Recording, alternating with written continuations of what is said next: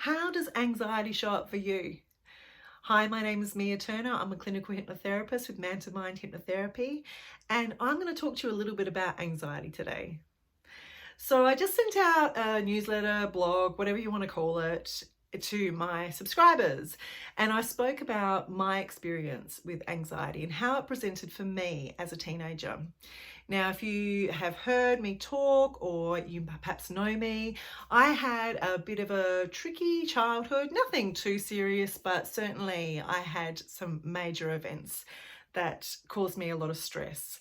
And I grew up in a family that we just kept going, we just continued on life and didn't really think about stress and didn't talk about stress, and we certainly didn't deal with stress. So I think I was about 14 when I felt that I wasn't breathing properly, and that caused me more stress. It was causing me frustration that I felt that I couldn't take a full breath.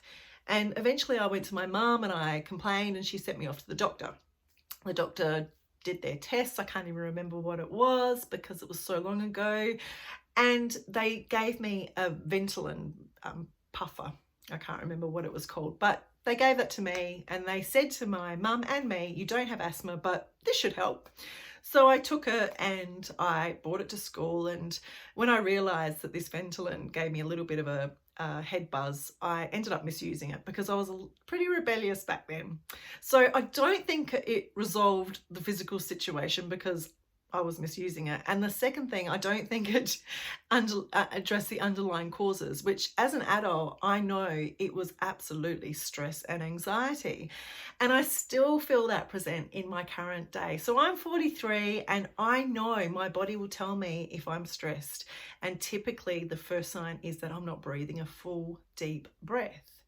And so I have become fully aware of that, and I utilize the 478 breathing technique, which I've just done a little video of, and I'm happy to put the link into this YouTube clip as well. It helps me just calm my body down and takes me from a sympathetic to a parasympathetic nervous system response. So that's taking you out of that fight or flight response mode and regulates it.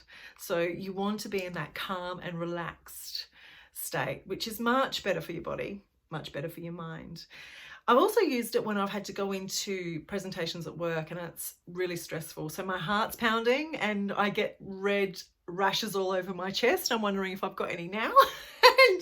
And when I'm in that state, my cognition just doesn't work. And so what comes out of my mouth is really unclear.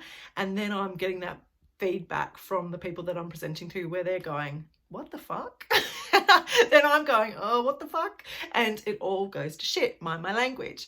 So I utilize the 478 breathing technique before I go into presentations where I can feel my body, I can feel my breathing's not right. And the other way I use it, and I also recommend my clients to use it, is when they're about to go to sleep and they're finding that all these thoughts are going through their head and they just can't turn that off. So this process, this 478 technique, is amazing for that. Anyways, I've digressed. I wanted to talk to you a little bit about anxiety. And as I said before, it showed up for me as just a physical issue that I went to a GP. The GP probably spent 5-10 minutes with me because they're busy people, and they treated the symptom. And unfortunately, that is a reality that I've experienced, that doctors don't have the time to get under the underlying causes of what's going on behind those physical symptoms. And for me, it took me decades to realize that that was actually a fabulous indicator that I needed to stop and breathe. So I'm fully aware of that now. I even have gratitude for it. And I speak about it because, as I said, we talk about anxiety a lot and lots of people are diagnosed with it. But I do think there's a lot of people that don't realize that they've got it because, it might just be that stress, but you're stressed because you're anxious about something. So it might not be that you've got an anxiety disorder per se, but you're experiencing anxiety. So there is a whole range of tools that we utilize in the clinic, and I give to my clients when they come and work with me so that they can go away and actually implement that into their life.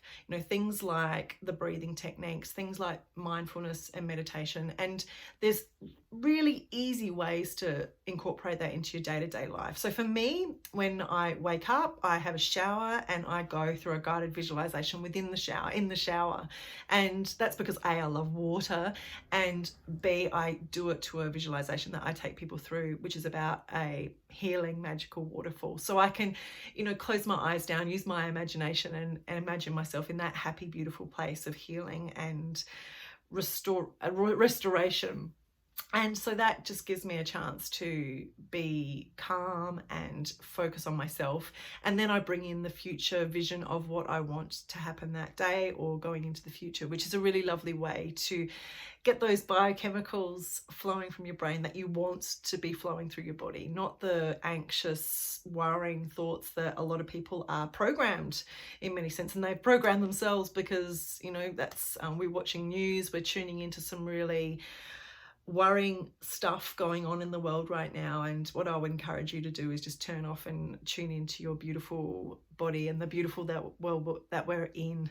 And once you do that and realize that everything's actually okay, you're breathing, you've got warm water, you've woken up in a beautiful comfortable bed, whatever it might be, so using gratitude and connecting and doing things like that is really simple and effective.